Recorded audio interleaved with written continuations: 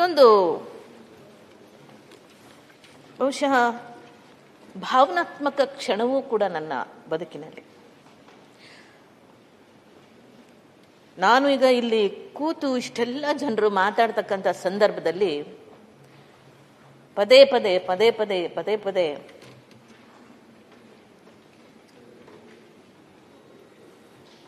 ನನಗೆ ಜ್ಞಾಪಕ ಬಂದಂಥ ಒಬ್ಬ ವ್ಯಕ್ತಿ ಬಹುಶಃ ಈ ನನ್ನ ಸಾಧನೆಯ ಶಕ್ತಿ ನನ್ನ ಹಡದ ತಾಯವ್ವ.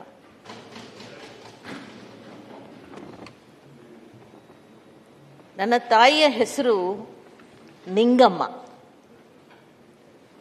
ಹಡೆದ ತಾಯಿಯ ಹೆಸರು ನಿಂಗಮ್ಮ. ನನ್ನ ಹಾಗೆ ಒಂಟಿ ಬದುಕನ್ನ ಕಂಡ ಜೀವ.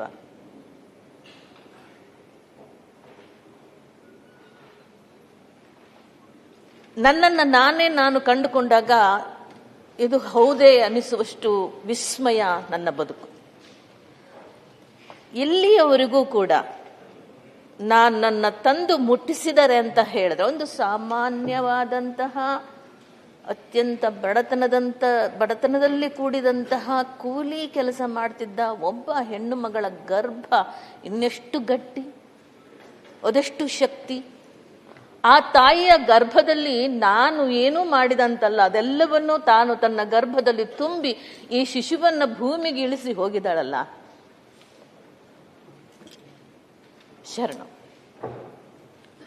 ಇದೆಲ್ಲವೂ ಕೂಡ ಆಕೆಗೆ ಅಂತಹ ಮಗುವನ್ನ ತಂದು, 8 ತಿಂಗಳ ಮಗುವನ್ನ ತಂದು ಸಾಕಿ ಸಲಹಿದ ನನ್ನ ದತ್ತು ಪುತ್ರಿಯಾಗಿ ಸ್ವೀಕರಿಸಿದ ಸ್ವಾತಂತ್ರ್ಯ ಹೋರಾಟಗಾರರು, ಕಾಂಗ್ರೆಸ್ ಪಕ್ಷದ ಸದಸ್ಯರು, ಕೂಲಿ ಕಾರ್ಮಿಕ ನೇಕಾರರು ಆದ ನನ್ನ ತಂದೆ ಡಿ ಮುನಿನರಸಪ್ಪನವರು, ಅವರ ಶ್ರೀಮತಿ ರೇವಮ್ಮನವರು.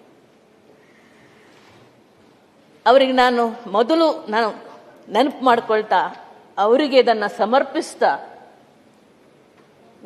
ನನ್ನ ಈ ತೊದಲು ಮಾತುಗಳನ್ನು ಶುರು ಮಾಡಬೇಕು ಅಂತ ನನಗನಿಸಿತು.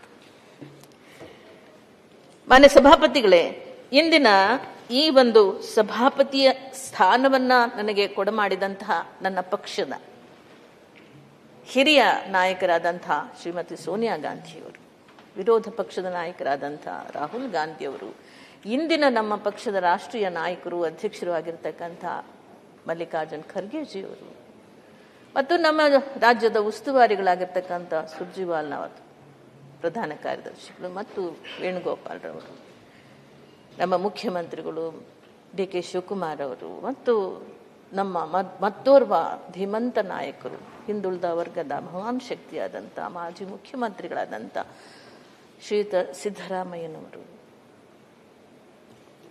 ಮತ್ತು ನನ್ನ ಕಾಂಗ್ರೆಸ್ ಪಕ್ಷದ ಎಲ್ಲ ನನ್ನೊಂದಿಗೆ ಬೆರೆತು ಪ್ರೀತಿಯನ್ನು ಹಂಚಿದಂತಹ ಅನೇಕ ಜೀವಗಳು, ನನಗೆ ಮಾರ್ಗದರ್ಶನ ಮಾಡ್ತಾ ಇಲ್ಲಿವರೆಗೂ ಕರ್ಕೊಂಡು ಬಂದು ನನಗೆ ಅವಕಾಶಗಳನ್ನು ಕೊಟ್ಟಂಥವ್ರು, ಅವರೆಲ್ಲರನ್ನೂ ನಾನು ಈ ಸಂದರ್ಭದಲ್ಲಿ ಸ್ಮರಿಸಿ ಕೃತಜ್ಞತೆಗಳನ್ನು ಈ ಸಂದರ್ಭದಲ್ಲಿ ನಾನು ಸಲ್ಲಿಸ್ತಾ ಇದ್ದೀನಿ. ಮಾನ್ಯ ಸಭಾಪತಿಗಳೇ, ನಮ್ಮ